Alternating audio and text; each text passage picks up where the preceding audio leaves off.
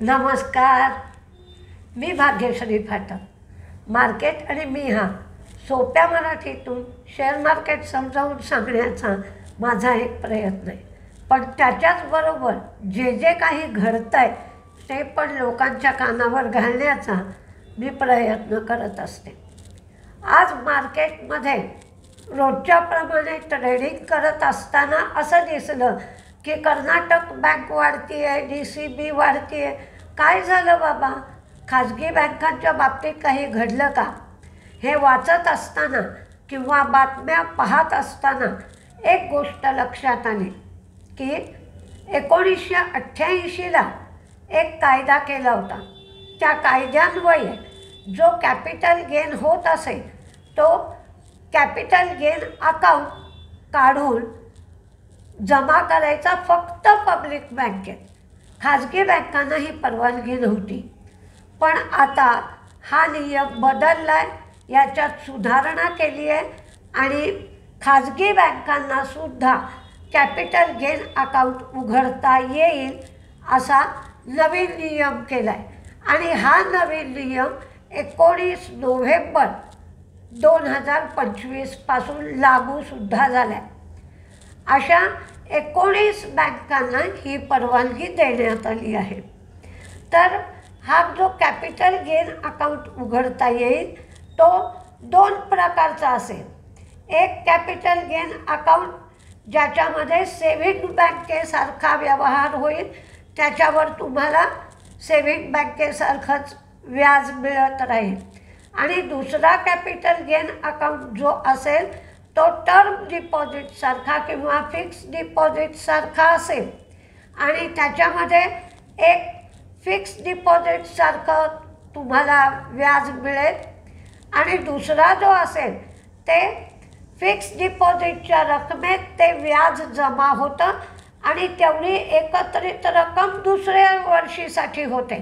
असा जो cumulative account असतो तसा एक अकाउंट, त्याला DARC म्हणतो आपण, तसा एक अकाउंट तुम्हाला तिथे काढता येईल.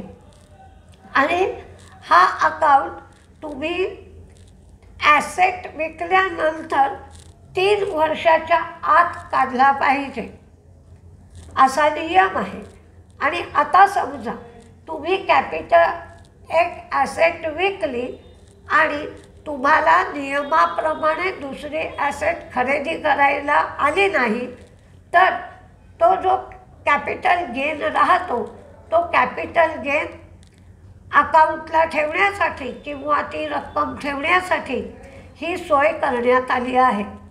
जर समजा तुम्ही दुसरी ॲसेट विकत घेतली तर हा capital gain account automatically close होतो. तुम्ही हे केल्यानंतर किंवा 3 वर्षाच्या मुदतीनंतर हा अकाउंट बंद होईल.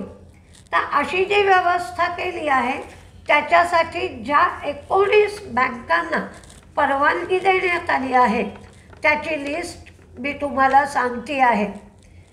HDFC, ICICI, Axis, City Union, DCB, Federal, IDFC First, IndusInd bank, Jammu Kashmir bank, Karnataka bank, Karur Vysya bank, Kotak, RBL, South Indian bank, Yes bank, Dhanlaxmi bank, Bandhan bank, Catholic Syrian bank म्हणजे CSB आणि तामिळनाडू मर्कंटाईल बँक.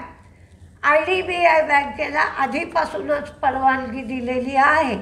पण या सगळ्या बँकांच्या रुरल शाखेमध्ये मात्र हा अकाउंट उघडता येणार नाही. तर याचा उपयोग लोकांची पण सोय होईल आणि बँकांना ॲडिशनल डिपॉझिट मिळेल. त्यामुळे आज या सगळ्या बँकांच्या शेअरमध्ये मार्केटमध्ये तेजी दिसली. तर याची जी काही जादा माहिती मिळेल ती तुम्हाला नंतरच्या व्हिडिओमध्ये सांगितली जाईल. आत्ता त्या शेअरमध्ये तेजी आहे, तर तुम्हाला काही फायदा घ्यायचा असेल किंवा प्रॉफिट बुकिंग करायचा असेल तर करता येऊ शकेल. हाच या व्हिडिओचा उद्देश आहे. नमस्ते.